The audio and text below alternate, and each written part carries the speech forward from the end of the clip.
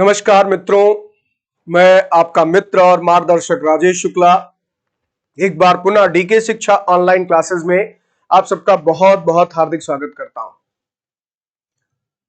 तो मित्रों, हम लोग भारतीय इतिहास के एक बहुत ही महत्वपूर्ण अध्याय पर चर्चा कर रहे थे।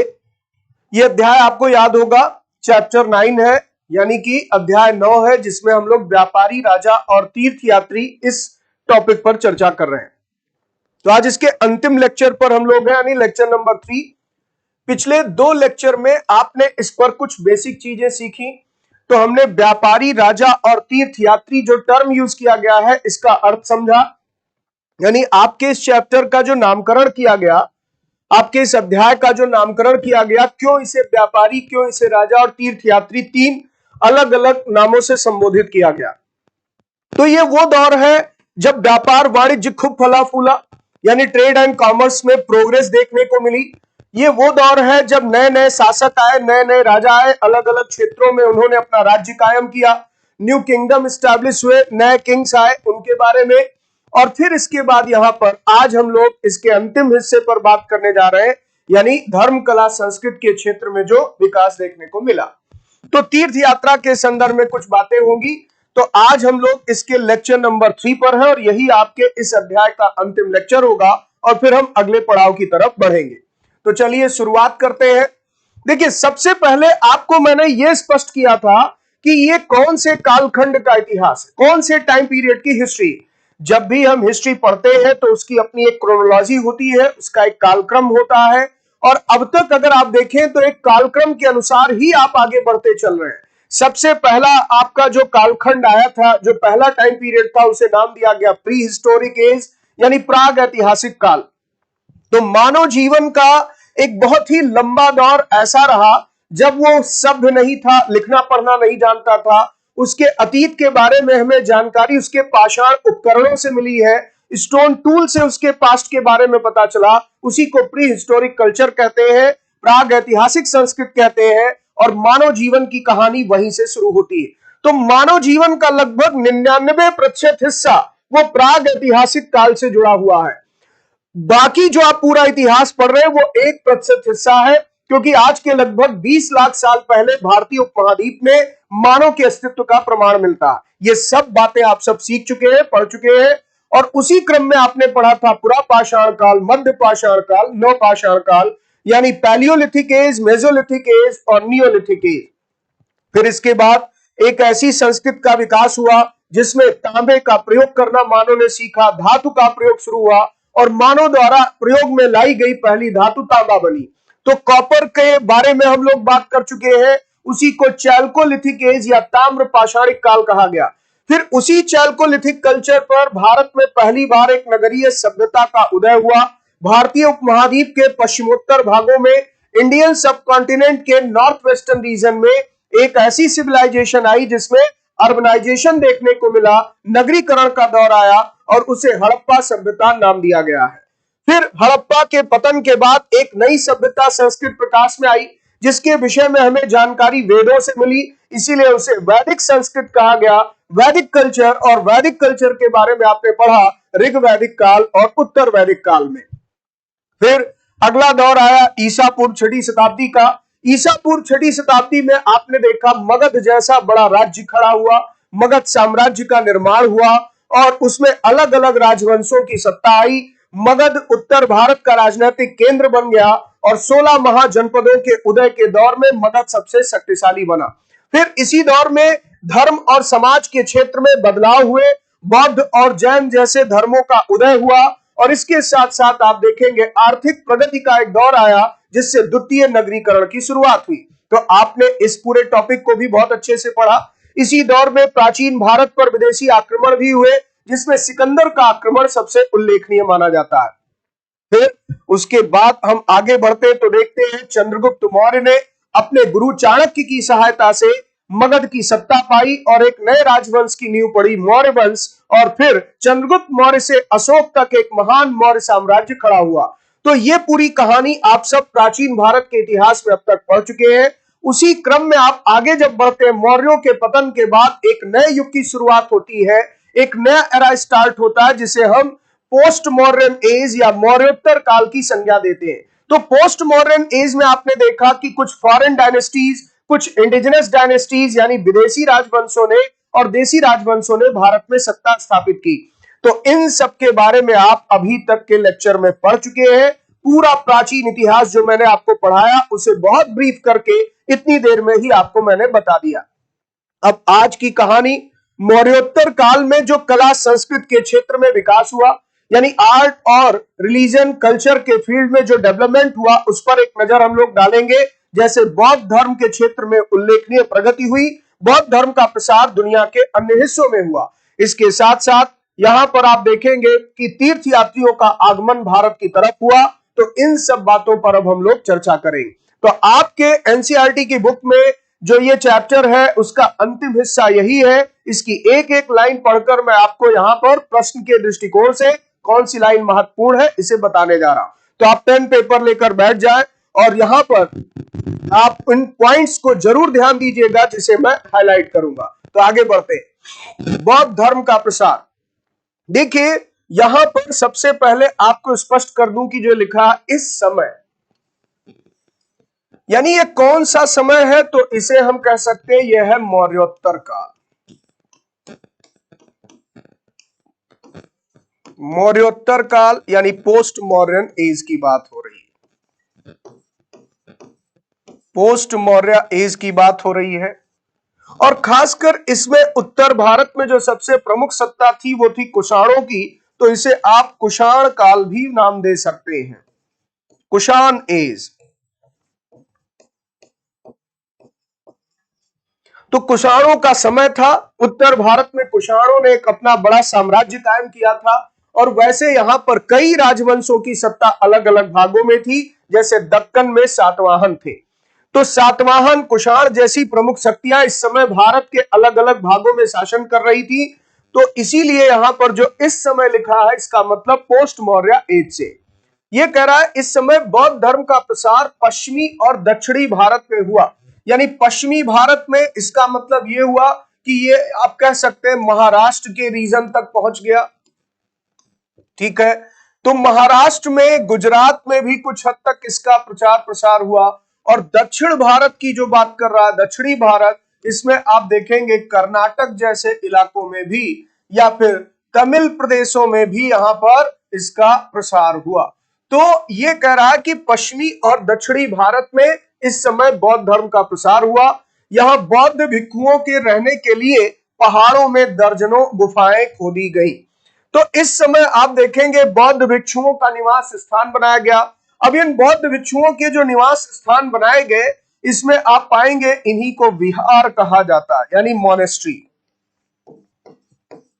इन्हीं को मोनेस्ट्री कहा जाता है। तो बहुत सारे बौद्ध विहारों का निर्माण हुआ। इसी तरीके से आप देखेंगे चैत्य का भी निर्माण हुआ। यानी चैत्य एक तरीके से अगर देखा जाए तो ये पूजा गृह हुआ करता था, जहां भिक्षु लोग पूजा करते थे। तो ये पूजा गृह के समान था, यानी ये प्रेयर हाउस हुआ करता था। असेंबल होते थे जहां पर बौद्ध भिक्षु पूजा करने के लिए। तो विहार और चैत्य इस तरह की संरचनाएं तैयार की गई। इसमें भी खासकर अगर आप देखें तो सबसे महत्वपूर्ण है कार्ले चैत्य। कार्ले चैत्य जो कि महाराष्ट्र राज्य में पहाड़ों को काटकर बनाया गया था। तो कार्ले का चैत्य बहुत प्रसिद्ध है। एक गुफा के रूप में इसको बनाया गया और वहां पर एक चैत्य का निर्माण किया गया जिसमें पूजा के लिए लोग एकत्रित होते थे। तो इस पूरे पैराग्राफ में बच्चों आपको यह ध्यान रखना है कि मौर्योत्तर काल में बौद्ध धर्म पश्चिमी भारत और दक्षिणी भारत में भी फैला। यानी कि इससे पहले यह उत्तर भारत तक सीमित था, या फिर इससे पहले आपने देखा इसका प्रसार उत्तर पश्चिमी महाद्वीप के उत्तर पश्चिमी भागों में हुआ था। जो भारतीय उपमहाद्वीप है उसके उत्तर पश्चिमी क्षेत्रों में हुआ था। तो यहां इंडियन सब कॉन्टिनेंट के नॉर्दर्न एरिया में या सेंट्रल एशिया की ओर, या आप कह सकते हैं नॉर्थ वेस्टर्न रीजन में फैल चुका था। लेकिन अब यह दक्षिण की ओर भी पहुंचा और पश्चिमी भारत यानी खासकर महाराष्ट्र के रीजन में भी लोकप्रिय हुआ। सातवाहनों ने भी इस मामले में काफी प्रमुख भूमिका निभाई। दक्कन के क्षेत्र में और साथ में सदर्न इंडिया में, दक्षिणी भारत में। आगे बढ़े, फिर ये कह रहा है इनमें से कुछ गुफाएं राजा और रानियों के आदेश पर बनाई गई तो कुछ व्यापारियों तथा कृषकों द्वारा। तो जो ये गुफाएं बनाई गई बौद्ध भिक्षुओं के निवास स्थान के रूप में, यानी जो मैंने कहा विहार भी कहलाते थे, यानी जो केव्स बनाई गई शेल्टर के तौर पर, जिन्हें हम मोनेस्ट्री भी कह सकते हैं, ये बनवाने वाले कौन थे? तो आप कह सकते हैं शासक वर्ग यानी रूलर क्लास, इन्होंने बनाई। और इसके अलावा कृषक वर्ग ने बनवाए, किसानों ने, और इसके अलावा अगर देखा जाए तो व्यापारियों ने, यानी फार्मर्स, ट्रेडर्स, इस तरह के लोगों ने, तो व्यापारियों ने, किसानों ने और राजा और रानियों के आदेश पर इन्हें बनाया गया। तो इन गुफाओं को बनवाने वाले लोग साधारण लोग भी थे और शासक वर्ग के लोग भी थे। फिर यहां पर इनमें से ज्यादातर गुफाएं पश्चिमी घाट के दर्रों के पास बनाई गई थी। तो पश्चिमी घाट के दर्रों के पास का मतलब यह हुआ कि ये महाराष्ट्र के रीजन में ही ज्यादातर बनाई गई। दक्कन के शहरों और तटों के समृद्ध बंदरगाहों और इन्हें जोड़ने वाली सड़कें भी इन्हीं दर्रों से होकर गुजरती थी। शायद यही कारण था कि यहाँ पर इस तरह की ज्यादातर गुफाओं का निर्माण हुआ। फिर ऐसा लगता है कि यात्रा करने वाले व्यापारी इन गुफाओं वाले मठों में विश्राम के लिए रुकते थे। तो इन गुफाओं वाले मठों में, मैंने कहा नहीं मोनेस्ट्री भी कहते थे, ये तरीके का मठ होता था जहां बौद्ध भिक्षु निवास किया करते थे। तो इनमें विश्राम के लिए रुकते थे। तो ये पूरा पैराग्राफ आपकी परीक्षा के लिए बहुत महत्वपूर्ण है। ये क्या जानकारी देता है कि बौद्ध भिक्षुओं के निवास गृह के रूप में, निवास स्थान के रूप में, शेल्टर के रूप में जो संरचना बनाई गई थी वो कहां बनाई गई, और इस समय विशेषकर इस तरह की यहां संरचनाएं कहां मिलती है, गुफाएं कहां मिलती है? तो पश्चिमी घाट के दर्रों के पास। ऐसा क्या कारण था कि ये पश्चिमी घाट के दर्रों के पास ज्यादातर बनाई गई? क्योंकि ये व्यापारिक मार्ग हुआ करते थे, शहरों और तटों के बंदरगाहों को जोड़ने वाली सड़कें यहां से जाती थी और यहां पर व्यापारी निवास के लिए या आश्रय के लिए रुकते भी थे, विश्राम के लिए रुकते थे, हॉल्ट करते थे। तो इन कारणों से ही यहां पर इन्हें बनाया गया था। तो कथन कारण भी इस पर प्रश्न बन सकता है, यानी कथन ये हो गया कि ये ज्यादातर गुफाएं पश्चिमी घाट के दर्रों के पास बनाई गई थी। दर्रा होता है जो दो पर्वतीय श्रृंखलाओं या श्रेणियों के बीच से जाने का मार्ग हो, यानी जैसे मान लीजिए यहां पर एक माउंटेन है, एक माउंटेन ये, एक माउंटेन ये है। तो अब ये माउंटेन अपने आप में एक बैरियर होता है, हम माउंटेन के उस पार कैसे जाए, सामने पहाड़ खड़ा। तो अगर इसके बीच से कोई रास्ता निकल जाए, यानी दो माउंटेन के बीच से गैप बन जाए, तो उसी को कहा जाता है पास या दर्रा। तो इस तरह से आप कह सकते हैं इस पार से उस पार जाने के लिए एक मार्ग मिल गया और इन्हीं मार्ग के पास पहाड़ों को काटकर या पर्वतीय क्षेत्रों में इन गुफाओं का निर्माण किया गया। ये क्लियर हो गया? आगे बढ़ा जाए तो आप इसमें एक उदाहरण भी देख सकते हैं कि किस तरह से एक पहाड़ी इलाके में पहाड़ को ही काट करके यहां एक गुफा बनाई गई है जिससे लोग गुजर सकते थे या इसमें आकर के निवास कर सकते थे। तो इन गुफाओं की संरचना आप देख सकते हैं। यह है कार्ले की गुफा जो महाराष्ट्र में बनाई गई है। मैंने अभी आपसे कहा था दक्कन के इलाकों में पश्चिमी घाट के दर्रों के पास ज्यादातर इस तरह की गुफाएं बनी, तो उसका एक सुंदर नमूना कार्ले की गुफा है जो महाराष्ट्र राज्य में बनाई गई है। आगे बढ़ते हैं। बौद्ध धर्म दक्षिण पूर्व की ओर श्रीलंका, म्यांमार, थाईलैंड तथा इंडोनेशिया सहित दक्षिण पूर्व एशिया के अन्य भागों में भी फैला। तो इसका मतलब मौर्योत्तर काल में बौद्ध धर्म का अगर प्रसार देखा जाए, बौद्ध धर्म का प्रसार, तो एक तो आपने इसमें नोटिस किया कि बौद्ध धर्म का प्रसार कहां हुआ? पश्चिमी भारत में, पश्चिमी भारत में हुआ। दूसरा आपने ये देखा कि ये दक्षिणी भारत में हुआ, दक्षिणी भारत में हुआ। तीसरा आप ये देख रहे हैं इसका प्रसार दक्षिण पूर्व एशिया की ओर हुआ, दक्षिण पूर्व एशिया की ओर हुआ। और फिर इसी तरीके से अगर देखा जाए तो आप कह सकते हैं कि दक्षिण पूर्व एशिया के बहुत सारे देश जैसे इंडोनेशिया, थाईलैंड, इस तरह के देशों में भी इसका प्रसार हुआ। तो बौद्ध धर्म का प्रसार, और इसके साथ साथ मैंने कहा कि गुफाओं का निर्माण हुआ, जिसके पीछे कारण क्या थे, इसको अभी आपने एक स्टैंजा पढ़ करके समझा। तो ये पॉइंट क्लियर हुआ। आगे बढ़े, इसी को यहां पर ट्रांसलेट कर दिया गया है। आप अब इसे पढ़ेंगे तो समझ में आएगा। ये स्प्रेड ऑफ बुद्धिज्म की बात कर रहा है, यानी बुद्धिज्म यानी बौद्ध धर्म, इसका स्प्रेड कहां कहां हुआ। तो बेसिकली हम लोग यही डिस्कस कर रहे थे कि ये स्प्रेड हुआ वेस्टर्न इंडिया में, वेस्टर्न इंडिया में, ये स्प्रेड हुआ साउथ इंडिया में, और ये स्प्रेड हुआ साउथ ईस्ट एशिया में, साउथ ईस्ट एशिया में। ठीक है, तो now Buddhism also spread to western part of India and southern part of India, where dozens of caves were hollowed out of hills for monks to live in, यानी monks के रहने के लिए इसे बनाया गया। फिर इसके साथ साथ यहां पर ये पर्टिकुलरली अगर देखा जाए तो वेस्टर्न घाट के रीजन में जो माउंटेन पासेस थे वहां पर इसे बनाया गया। और इसके पीछे एक बहुत बड़ी वजह यह थी कि जो यहाँ कोस्टल सिटीज थे और जो मेन एरियाज थे, यानी पोर्ट्स जो कोस्ट पर स्थित थे, और जो इनर पार्ट में सिटीज थे, कनेक्ट करने वाले पासेस थे, और इसी कारण से यहां पर इन केव्स का निर्माण किया गया, जिससे traders probably halted in these caves monasteries during their travel। तो मोनेस्ट्रीज में यानी बौद्ध विहारों में ये एक तरीके से निवास के लिए भी या आश्रय के लिए भी रुका करते थे। तो ये सारी बातें आपको क्लियर हो गई। अब इन्हें बनवाने वाले लोग किंग्स एंड क्वींस थे, यानी रॉयल फैमिली के लोग। इसके अलावा मर्चेंट्स भी इसमें शामिल थे, फार्मर्स भी इसमें इंक्लूड थे। तो इस तरह की बातें भी परीक्षा में आपसे पूछी जाती है। आगे बढ़ा जाए तो आप यहां पर एक केव का एग्जाम्पल देख सकते हैं, जैसे कार्ले में, यानी महाराष्ट्र के कार्ले में एक केव बनाई गई है, उसका ये आपके सामने एक एग्जाम्पल भी है। आगे बढ़ते हैं। अब ये कह रहा Buddhism also spread in south eastward, यानी श्रीलंका की ओर, Myanmar, Thailand and other parts of south east Asia including Indonesia. तो इस तरह से बौद्ध धर्म का प्रसार भारत के बाहर दुनिया के अन्य भागों में भी हुआ। आगे चलते हैं। अब आते हैं तीर्थयात्रियों की जिज्ञासा। तीर्थयात्रियों पर बात करते हैं।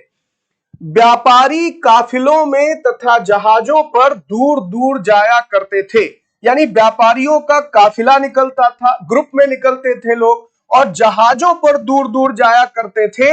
इससे यह पता चलता है कि समुद्री व्यापार भी प्रचलन में था। समुद्री व्यापार भी ज्यादा प्रचलन में था, क्योंकि जहाजों पर दूर दूर जाया करते थे, यानी समुद्री मार्ग का अनुसरण किया जाता था। बहुत से तीर्थयात्री भी उनके साथ यात्रा पर निकल पड़ते थे। तो ऐसे में व्यापार के संदर्भ में जो लोग बाहर निकलते थे, उन्हीं के साथ साथ धार्मिक स्थलों की या तीर्थ स्थानों की यात्रा करने वाले लोग भी साथ में चल पड़ते थे। तो तीर्थ यात्रा और व्यापारियों का एक काफिला यहां निकलता था, जिसमें तीर्थयात्री भी शामिल होते थे। आगे बढ़ा जाए। इसी तरह भारत की यात्रा पर आया चीनी बौद्ध तीर्थयात्री फासियन। तो यहां पर एक नाम आया है फासियन, फासियन या फाहियान भी इसका एक नाम मिलता है, फाहियान। ठीक है, तो फासियन या फाहियान नाम आ जाए तो पहली बात यहां पर ध्यान दीजिएगा, इनके बारे में कुछ महत्वपूर्ण तथ्य बता रहा हूं। जैसे पहला महत्वपूर्ण तथ्य है कि भारत आने वाला पहला चीनी यात्री है ये। भारत आने वाला पहला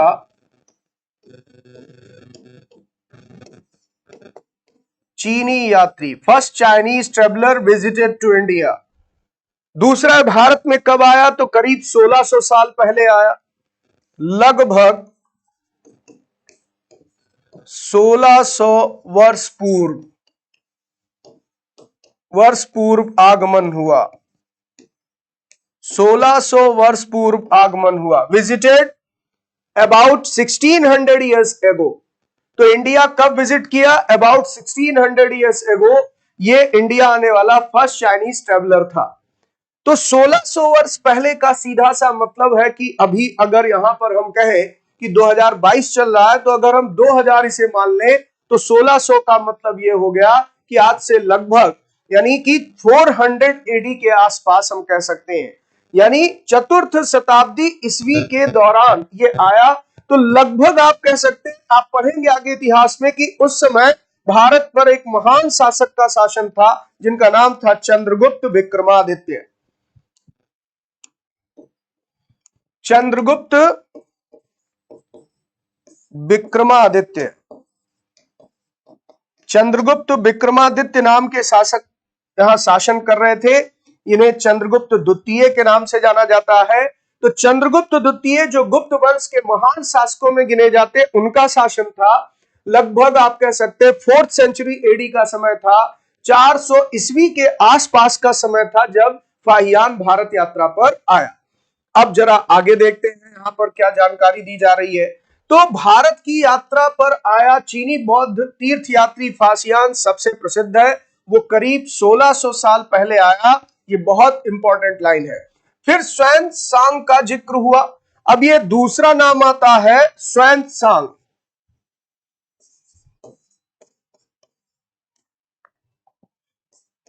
आप सामान्यतः इन्हीं का नाम पढ़ते हैं ह्वेन-सांग। इनका एक नाम ह्वेन-सांग भी मिलता है। तो ह्वेन-सांग का समय आप देखें लगभग 1400 साल पहले भारत आया, यानी इसका समय 7वीं शताब्दी ईस्वी का समय है।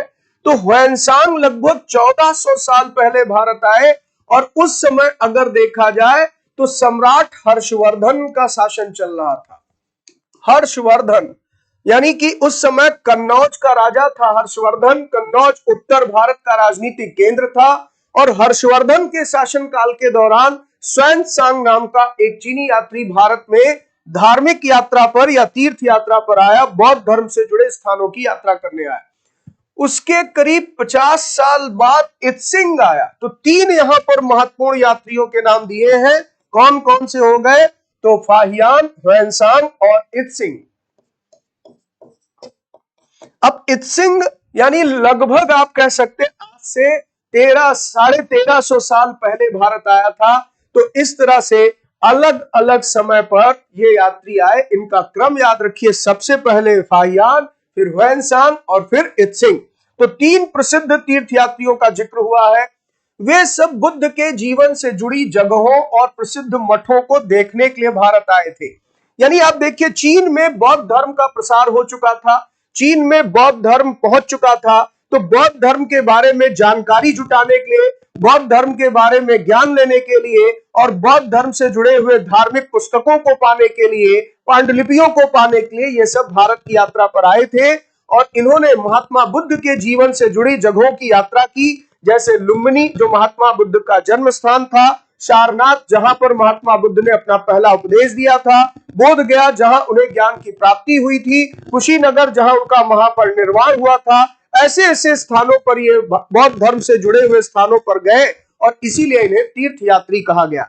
इसमें से स्वान-सांग इतना महत्वपूर्ण है कि इसे तीर्थ यात्रियों का राजकुमार कहा गया है।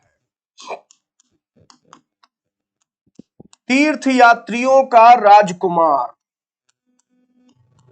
यानी प्रिंस ऑफ पिलग्रिम्स, इसे प्रिंस ऑफ पिलग्रिम्स कहा गया है। तो यह भी एक प्रश्न आपके पेपर में आ सकता है कि जो बौद्ध तीर्थयात्री चीन से भारत की ओर आए उसमें किसे तीर्थयात्रियों के राजकुमार की संज्ञा दी जाती, प्रिंस ऑफ पिलग्रिम्स कहा जाता है? तो ह्वेन-सांग को या फिर स्वान-सांग को। ठीक है, ये सारी चीजें स्पष्ट हो गई। आगे बढ़ा जाए। इनमें से प्रत्येक तीर्थयात्री ने अपनी यात्रा का वर्णन लिखा। इन्होंने अपनी यात्रा के दौरान आई मुश्किलों के बारे में भी लिखा। इन यात्राओं में कई वर्ष लग जाया करते थे। जिन देशों और मठों को उन्होंने देखा उनके बारे में उन्होंने लिखा और उन किताबों के बारे में भी उन्होंने लिखा जिन्हें वे अपने साथ ले गए थे। तो प्रत्येक तीर्थयात्री ने अपनी यात्रा का वर्णन लिखा। जैसे अगर हम मान लीजिए फाहियान की बात करें तो फाहियान ने चीनी भाषा में अपना जो यात्रा विवरण लिखा है यात्रा विवरण, उसमें आप देखेंगे उसका नाम है फोक क्यों की। फोक क्यों की नाम से एक पुस्तक इसने लिखी है, जिसमें उसने अपनी यात्रा का विवरण दिया है, अपने ट्रेवलिंग का इसने पूरा डिस्क्रिप्शन दिया कि उसकी ट्रेवलिंग कितने चैलेंजेस थे उसमें, और फोक क्यों की नाम की चाइनीज पुस्तक लिखी है। फिर इसी तरीके से अगर हम ह्वेनसांग की बात करते हैं, स्वानसांग की बात करते हैं, तो ह्वेनसांग या स्वानसांग कह लीजिए, इसने भी अपना यात्रा विवरण एक पुस्तक में दिया जिसका नाम सी यू की है, सी यू की। इस तरह से कुल मिलाकर हम कह सकते हैं कि इन तीर्थयात्रियों ने अपने यात्रा का वर्णन लिखा है। अब इससे हमें इनके भारत आने और भारत से वापस जाने और बौद्ध विहारों और मठों की दशाओं के बारे में जानकारी मिलती है। चलिए आगे बढ़ा जाए। तो स्वात्सांग भूमार्ग से, यानी ये उत्तर पश्चिम और मध्य एशिया होकर, उत्तर पश्चिम और मध्य एशिया का मतलब यहां पर यह है कि ये तिब्बत के रास्ते से होते हुए और खासकर आप कह सकते हैं अफगानिस्तान के रास्ते से पहुंचे भारत में। तिब्बत अफगानिस्तान का रास्ता उस समय यहां पर उत्तर पश्चिम और मध्य एशिया के मार्ग पे पड़ता था। तो स्वात्सांग यानी कि मैं ह्वेनसांग की बात कर रहा, लैंड रूट से आया था, भूमार्ग से आया था, और सॉरी ये भूमार्ग से वापस चीन लौटा था, चीन वापस लौटा, ये ध्यान दीजिएगा, ठीक है, ये बहुत इंपॉर्टेंट पॉइंट है। तो ये कह रहा कि ह्वेनसांग वापस कैसे गया, भारत से लौटा कैसे, भूमार्ग से होकर, यानी उत्तर पश्चिम की ओर अफगानिस्तान, काबुल, कांधार का रास्ता पकड़ते हुए ये मध्य एशिया की ओर कजाकिस्तान से होते हुए मंगोलिया और फिर तिब्बत से होते हुए चीन की तरफ प्रवेश किया, और यानी इस तरह से इसने भूमार्ग या लैंड रूट से वापस जाना मुनासिब समझा। उसने सोने, चांदी और चंदन की लकड़ी की बनी बुद्ध की मूर्तियां तथा 600 से भी ज्यादा पांडुलिपियां एकत्र की थी। तो आप देख सकते हैं कि वो भारत से धर्म ग्रंथों को बटोर कर ले गया, 600 से अधिक पांडुलिपियों को जो है भारत से चीन ले गया, और इसके अलावा महात्मा बुद्ध की मूर्तियां भी, इन्हें वो लगभग 20 घोड़ों पर लाद कर ले गया। तो आप देख सकते हैं कि कितने अधिक मात्रा में उपहार और महात्मा बुद्ध के स्कल्पचर और पांडुलिपियों को अपने साथ वो ले गया। पर इसमें से 50 पांडुलिपियां उस समय खो गई जब सिंधु नदी पार करते हुए उसकी नाव उलट गई। अपने जीवन का बाकी हिस्सा उसने बची हुई पांडुलिपियों का संस्कृत से चीनी अनुवाद करने में लगा दिया। तो ये पांडुलिपियां संस्कृत में थी और वहां ले जाकर उसने चीनी भाषा में उसका अनुवाद किया, और इस तरह से आप देख सकते हैं कि बौद्ध धर्म की लोकप्रियता किस तरह से चीन में बढ़ चुकी थी। आगे बढ़ते हैं, अब बात करते हैं आखिर ये तीर्थ यात्री क्या होते हैं। तो तीर्थ यात्री वे स्त्री पुरुष होते हैं जो प्रार्थना के लिए पवित्र स्थानों की यात्रा किया करते हैं। ये तो बहुत बेसिक बात है बच्चों, आप सब यहाँ पर इन चीजों को जानते भी हैं। आप भी वैष्णो माता का दर्शन करने वैष्णो देवी जम्मू जाते हैं, या फिर इसी तरीके से आप चंडी देवी दर्शन करने जाते हैं, या कोई भी धाम हो, किसी भी भगवान के मन में आप आस्था रखते हैं, भगवान के प्रति श्रद्धा रखते हैं, तो आप उन पवित्र स्थानों पर प्रार्थना करने के लिए जाते हैं, उसी को तीर्थ यात्रा कहा जाता है। तो ये जितनी बातें आपको बताई गई ये सब महत्वपूर्ण थी, इसमें भले ही छोटी छोटी चीजें लिखी, लेकिन परीक्षा में ऐसे ही आपसे प्रश्न पूछे जाते हैं। अब फासियान चीन वापस कैसे लौटा, इस पर यहां पर एक जानकारी दी गई, तो ये भी बहुत इंपॉर्टेंट पॉइंट है। फासियान ने अपने घर चीन वापस लौटने के लिए अपनी यात्रा बंगाल से शुरू की थी।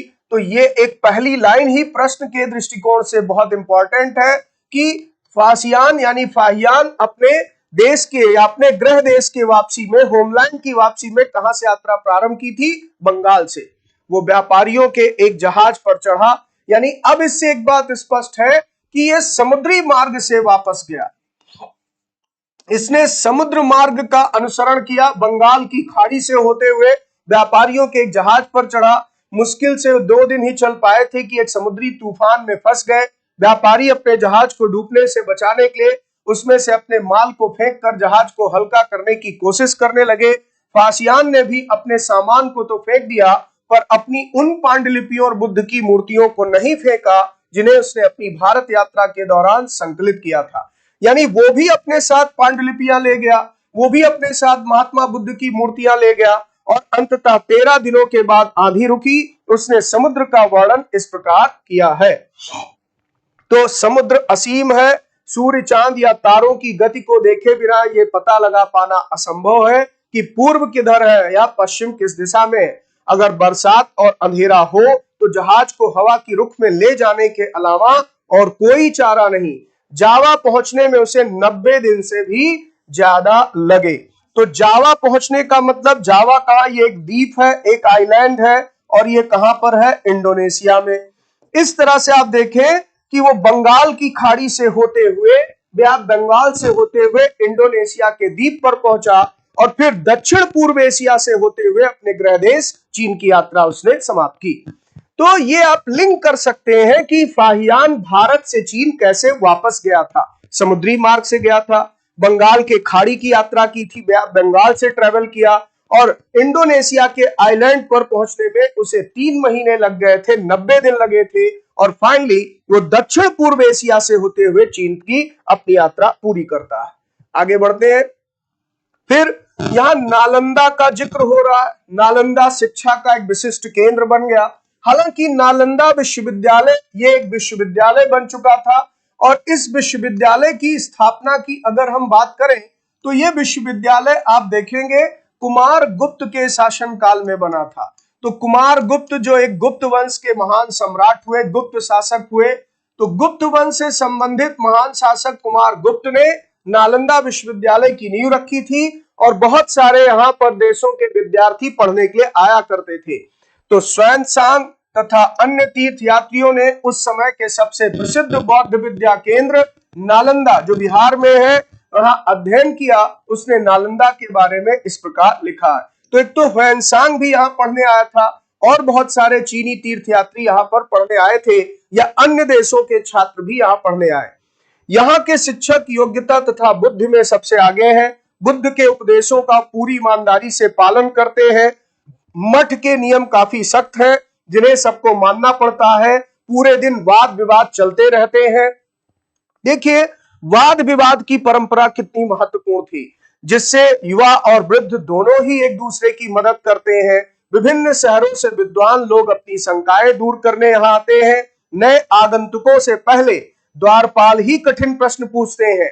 उन्हें अंदर जाने की अनुमति तभी मिलती है जब वे द्वारपाल को सही उत्तर दे पाते हैं। 10 में से 7-8 सही उत्तर नहीं दे पाते थे। तो आप रेशियो देख सकते हैं कितना टफ एग्जाम था, कितनी कठिन परीक्षा थी नालंदा में प्रवेश पाने के लिए, जिसका गेट कीपर ही इतना विद्वान होगा। आप सोचिए टीचर कितने विद्वान होंगे।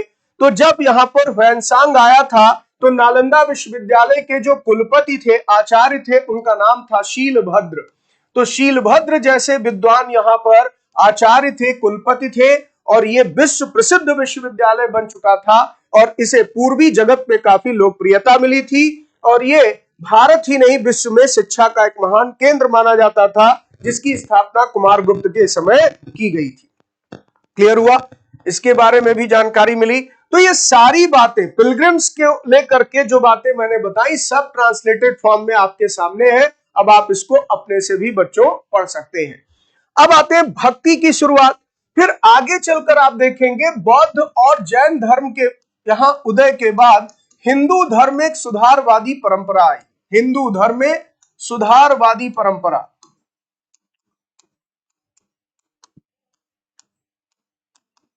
सुधारवादी परंपरा यानी एक रिफॉर्मेटिव ट्रेडिशन आया। अब इसी को कहा गया भक्ति। इन्हीं दिनों देवी देवताओं की पूजा का चलन शुरू हुआ। बाद में हिंदू धर्म की यह प्रमुख पहचान बन गई। तो जो ये चलन शुरू हुआ, ट्रेडिशन आया, यही बाद में इसकी पहचान बन गई, जिसमें भगवान शिव, भगवान विष्णु और दुर्गा जैसी देवी देवताओं की उपासना होने लगी। इनकी यहाँ पर लोकप्रियता स्थापित हुई। आज भी आप जानते हैं कि हम सब हिंदू धर्म में जो मान्यता रखते हैं, वो यहाँ देवी देवताओं में भगवान शिव और विष्णु की उपासना या दुर्गा जैसी शक्ति की उपासना हम लोग अधिक करते हैं। फिर इन देवी देवताओं की पूजा भक्ति परंपरा के माध्यम से की जाती थी। तो भक्ति परंपरा आई, यानी इसका मतलब यह हुआ जो कर्मकांड थे, यज्ञ जैसे अनुष्ठान, बड़े बड़े कर्मकांड, पशुओं की बलि, अब इस तरह के कर्मकांडों से छुटकारा पाने की कोशिश की गई। रिचुअल्स के बजाय यहाँ पर डिवोटी बनने की कोशिश की गई। यानी सेल्फ डिवोशन से अपने लॉर्ड को, अपने भगवान को याद किया जाए, इस तरह की परंपरा को भक्ति कहा गया। भक्ति उस समय काफी लोकप्रिय परंपरा बन गई।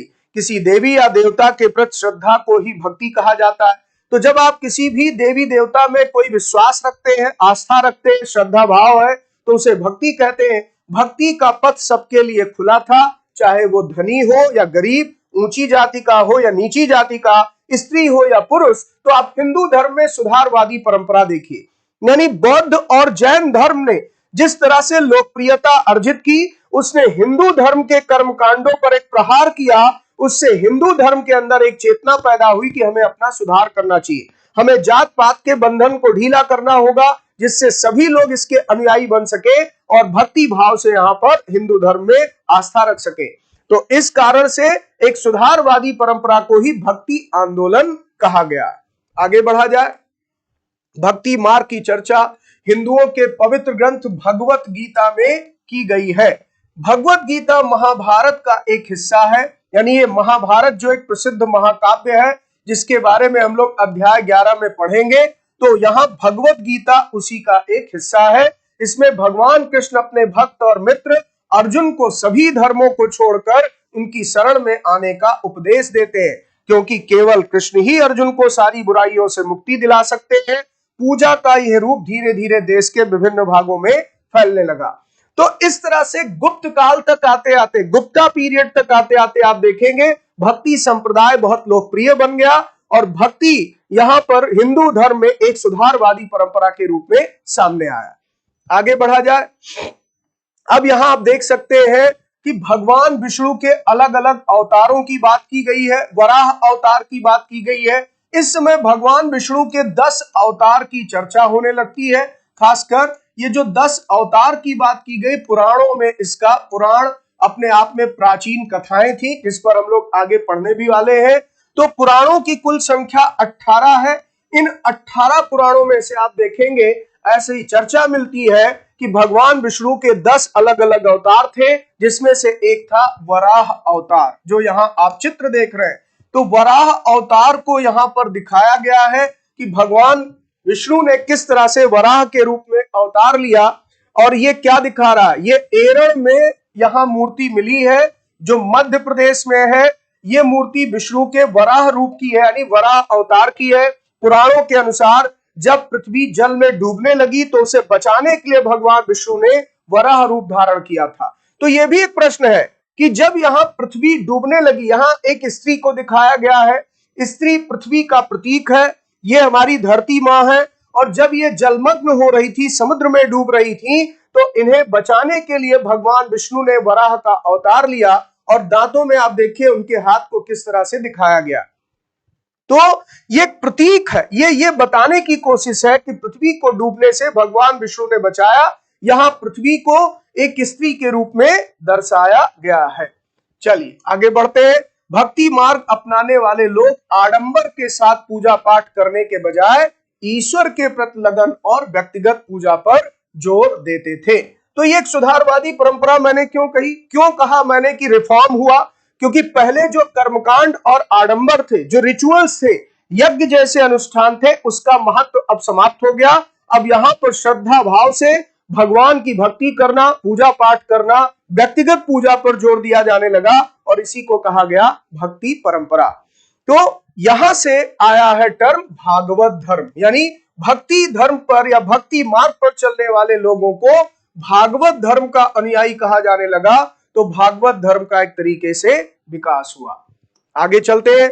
भक्ति मार्ग अपनाने वालों का यह मानना है कि अगर अपने आराध्य देवी या देवता की सच्चे मन से पूजा की जाए तो वो उसी रूप में दर्शन देंगे जिसमें भक्त उसे देखना चाहता है। इसलिए आराध्य देवी या देवता मानव के रूप में भी हो सकते हैं, या फिर सिंह के रूप में जैसे नरसिंह अवतार, पेड़ के रूप में, या किसी भी रूप में यहाँ पर हम भगवान की पूजा कर सकते हैं। जैसे जैसे इस विचार को समाज द्वारा स्वीकृति मिलती गई, कलाकार देवी देवताओं की एक से बढ़कर एक खूबसूरत मूर्तियां तैयार करने लगे। तो इस तरीके से आप देखें, भागवत धर्म के विकास से, भक्ति मार्ग के विकास से कला पक्ष भी मजबूत हुआ और मूर्ति निर्माण कला बहुत ही समुन्नत अवस्था में पहुंची। स्टैचूज यहाँ पर बहुत सुंदर सुंदर बनाए गए। तो इसका क्षेत्र कला, इसका प्रभाव कला क्षेत्र पर भी पड़ा। देवी देवताओं का विशेष सम्मान होता था, इसलिए विशेष जगहों पर ही इनकी मूर्तियों को रखा जाता था। इन स्थानों को ही मंदिर कहते हैं। तो इसका मतलब ये हो गया कि गुप्त काल में यहां पर आप देखें तो मंदिर निर्माण कला का जन्म होता है। अब मंदिर निर्माण शुरू हो गया क्योंकि देवी देवताओं को सम्मान देने के लिए, सम्मानीय स्थान पर रखने के लिए इस तरह की परिसर बनाए जाने लगे और इन्हीं को टेम्पल्स कहा गया, मंदिर कहा गया। इन मंदिरों के बारे में हम लोग अध्याय 11 में पढ़ने भी वाले। तो भक्ति परंपरा से आप देखें चित्रकला, शिल्प कला, स्थापत्य कला के माध्यम से अभिव्यक्ति की प्रेरणा दी। तो भक्ति परंपरा में 3 पक्ष बहुत महत्वपूर्ण है। भगवान के चित्र बनाना, शिल्प कला यानी मूर्तियों का निर्माण करना, स्थापत्य कला यानी कि मंदिर का निर्माण करना। तो इस तरह से भक्ति परंपरा के विकास से यहां पर आप कह सकते हैं कला पक्ष भी मजबूत हुआ। यही कारण है कि आप गुप्त काल में देखेंगे कला संस्कृत का इतना विकास हुआ कि इसे भारत का स्वर्णिम काल या प्राचीन भारत का स्वर्ण युग कहा जाने लगा। तो इसे स्वर्ण युग की संज्ञा दी गई है, इसे क्लासिकल एज कहा जाता है। इसका कारण ही यही था कि भक्ति परंपरा के मजबूत होने से कला स्थापत्य के क्षेत्र में काफी विकास होता है और अन्य कई मामलों में भी गुप्त काल प्राचीन भारत के लिए एक शानदार युग माना जाता है। तो ये पूरा पॉइंट क्लियर हो गया बच्चों। इसी को यहां ट्रांसलेट कर दिया गया है, आप इसे इंग्लिश में एज इट इज पढ़ सकते हैं। अब यहां पर कुछ अन्य बातें भी मैंने इसमें शामिल की, जैसे भक्ति किसे कहते हैं। तो भक्ति भज शब्द से बना है जिसका अर्थ है विभाजित करना या हिस्सेदारी होता। इसका अर्थ यह है कि भक्ति भगवान और भक्त के बीच परस्पर एक अंतरंग संबंध है। भक्ति भगवत या भगवान के प्रति झुकाव है। भगवत का एक अर्थ यह भी है जो अपने ऐश्वर्य तथा सुख को भक्तों के साथ बांटता है, यानी भक्त या भागवत अपने देवी देवता के भग का हिस्सेदार होता है। तो भक्ति क्या है, ये जो परिभाषा है ये भी आपको ध्यान रखना होगा। तो यहां पर भक्ति की जो डेफिनेशन है भज के मीनिंग के आधार पर बताई गई, इसे भी एक बार आप जरूर देख लेंगे। और बाकी एक भक्त द्वारा लिखी गई कविता का यहां जिक्र है। अपार नाम के एक महान संत हुए थे, वो बेल्लाल थे। बेल्लाल के बारे में आपने पढ़ा ही है कि तमिल प्रदेश में जो भूपति होते थे, जो धनी वर्ग होता था, धनी किसान कह लीजिए, या फिर जो भूस्वामी होता था यानी जमींदार जैसा, उसी को हम बेल्लाल कहते थे, या पढ़ भी चुके हैं। तो अध्याय 8 में आपने बेल्लाल के बारे में पढ़ा था। अपार एक शिव भक्त थे। 1400 साल पहले इन्होंने तमिल में कविता लिखी थी। तो 1400 साल पहले एक महान शिव भक्त हुए अपार, जो बेल्लाल भी थे। इन्होंने कविता की रचना की है जिसके माध्यम से इन्होंने आराधना की है, भक्ति मार्ग पर चलने की सलाह दी है। ठीक है, आगे यहां पर बढ़ा जाए तो कहते हैं नष्ट होते अंगों वाला कुष्ठ रोगी, ब्राह्मणों की नजर में निचली जाति का व्यक्ति, कूड़ा करकट बटोर कर अपनी जीविका चलाने वाला इंसान, अगर ये लोग भी गंगा को अपनी जटाओं में छिपा लेने वाले शिव के दास बन जाएं तो मैं उनकी आराधना करूंगा क्योंकि वो मेरे ईश्वर समान है। तो ये दिखाता है जात पात का बंधन ढीला किया जा रहा था। भक्ति मार्ग पर चलने से सामाजिक समरसता, सोशल हार्मनी मेंटेन हो रही थी और यही हिंदू धर्म में सुधारवादी परंपरा थी। तो ये एक शैव भक्त था, भगवान शिव का उपासक था। अपनी कविताओं के माध्यम से उसने सामाजिक दशा का भी चित्रण किया है। तो आगे बढ़ते हैं। अब ये सारी बातें जो आपने पढ़ी हैं, ये सब कुल मिलाकर दिखाते हैं कि किस तरह से बौद्ध और जैन धर्म की लोकप्रियता से हिंदू धर्म में सुधारवादी प्रवृत्ति का विकास हुआ, यानी हिंदू रिलीजन में एक रिफॉर्मेटिव मूवमेंट स्टार्ट हुआ। अब ये जो मैंने बार बार हिंदू टर्म यूज किया, ये क्या है? तो हिंदू शब्द इंडिया शब्द की तरह ही सिंधु से निकला है या इंडस से निकला, यानी अरबों और ईरानियों ने क्या किया कि जो सिंधु नदी के पूर्व में रहते थे, ध्यान रखिएगा पूर्व में, दिशा भी ध्यान रखिए, सिंधु नदी के पूर्व में रहते थे, उन लोगों को इन्होंने क्या कहा? हिंदू। यही शब्द उनके धार्मिक विश्वास और सांस्कृतिक परंपराओं के लिए भी प्रयुक्त होता है। तो बेसिकली अरबों और ईरानियों ने नाम दिया, सिंधु नदी के इस पार यानी पूर्व की तरफ रहने वाले लोगों के लिए नाम प्रयोग किया गया और धीरे धीरे यही नाम हमारे धार्मिक विश्वास और संस्कृति का परिचायक बन गया और यही कहलाया हिंदू धर्म। तो इस तरह से इस टर्म के बारे में भी जो जानकारी दी गई है, खासकर ये डिराइव कैसे हुआ, तो रिवर इंडस से। और ये टर्म किसने यूज किया, तो अरब और ईरान के लोगों ने यहाँ के लोगों के लिए ये टर्म यूज किया, जिसमें हमारे कल्चरल प्रैक्टिसेस और रिलीजियस बिलीफ को भी रिप्रेजेंट करता है। तो बच्चों, आज यहाँ पर आपने भक्ति आंदोलन, बौद्ध धर्म के प्रसार, मौर्योत्तर काल के समय में किस तरह से कला संस्कृति का विकास, इसके बारे में पढ़ा। इसके अलावा विश्व के अन्य भागों में भी कुछ घटनाएं इस समय घट रही थी, उसकी भी चर्चा इसमें की गई। कहते हैं करीब 2000 साल पहले पश्चिम एशिया में ईसाई धर्म का उदय होता है। तो ईसाई धर्म के उदय के बारे में ध्यान रखिएगा, वेस्ट एशिया में हुआ, और खासकर यही जगह आज की डेट में आप कहते हैं इजराइल का क्षेत्र है, इजराइल। तो इजराइल में ही एक जगह बेथलहम, यहीं पर ईसा मसीह का जन्म हुआ था, जो उस समय रोमन साम्राज्य का हिस्सा हुआ करता था। ईसा मसीह ने स्वयं को इस संसार का उद्धारक बताया। उन्होंने दूसरों को प्यार देने और उसी तरह दूसरों पर विश्वास करने का उपदेश दिया, जिस तरह हर व्यक्ति दूसरों से प्यार और विश्वास की उम्मीद करता है। बाइबल में ईसा मसीह के उपदेश की बातें लिखी हैं। तो ईसाइयों का पवित्र ग्रंथ कौन सा है, बाइबल। तो यहाँ पर 3-4 बातें जो मैंने यहाँ स्टार मार्क दिया है, आप कह लीजिए सर्कल किया, इस पर ध्यान रखिए। जैसे वेस्ट एशिया, जैसे बेथलहम, जैसे बाइबल, और करीब 2000 साल पहले इसको लिंक करिए, यानी ईसा मसीह पैदा हुए लगभग आज के 2000 साल पहले। यहीं से तो एना डोमिनी या एडी यानी ईस्वी सन की शुरुआत होती है। कहां हुए, बेथलहम में। आज की तारीख में ये इजराइल में जगह पड़ती है। तो इस तरह से दुनिया के अन्य क्षेत्रों में भी धार्मिक सुधार चल रहा था। फिर इसके बाद यहां पर एक कह रहे ईसा मसीह के उपदेश साधारण लोगों को बहुत पसंद आए। धीरे धीरे पश्चिम एशिया, अफ्रीका, यूरोप में ये विचार फैल गए। ईसा मसीह की मृत्यु के 100 सालों के अंदर ही भारतीय उपमहाद्वीप के पश्चिमी तट पर पहले ईसाई धर्म प्रचारक पश्चिम एशिया से आए। तो भारत में ईसाई धर्म का प्रवेश कब होता है, आप देखिए। तो ये कह रहे ईसाई धर्म प्रचारक पश्चिम एशिया से आए, जिसमें सबसे महत्वपूर्ण नाम था सेंट थॉमस का। तो सेंट थॉमस नाम का एक ईसाई पादरी भारत आया था। दक्षिण भारत की उसने यात्रा की और यहां से ईसाई धर्म भारत में पहुंचा। मौर्योत्तर काल की एक बहुत महत्वपूर्ण घटना इसे भी माना जाता है कि जब भारत में ईसाई धर्म आया, भारतीय उपमहाद्वीप के पश्चिमी तटों पर सबसे पहले ईसाई प्रचारक आए, जिसमें सेंट थॉमस का नाम, जो तमिल प्रदेश तक ईसाई धर्म के प्रचार के लिए गया। फिर केरल के ईसाइयों को सीरियाई ईसाई कहते हैं, क्योंकि संभवतः वे पश्चिम एशिया से आए थे और विश्व के सबसे पुराने ईसाइयों में से हैं। तो आज भी इसीलिए केरल में आप देखते हैं ईसाई धर्म का प्रभाव है, क्योंकि सबसे पहले यही क्षेत्र था जो ईसाइयों के प्रभाव में आया था। तो इस तरीके से इन संदर्भों पर आप सब ध्यान रखेंगे, परीक्षा में यहां से प्रश्न पूछा जाएगा।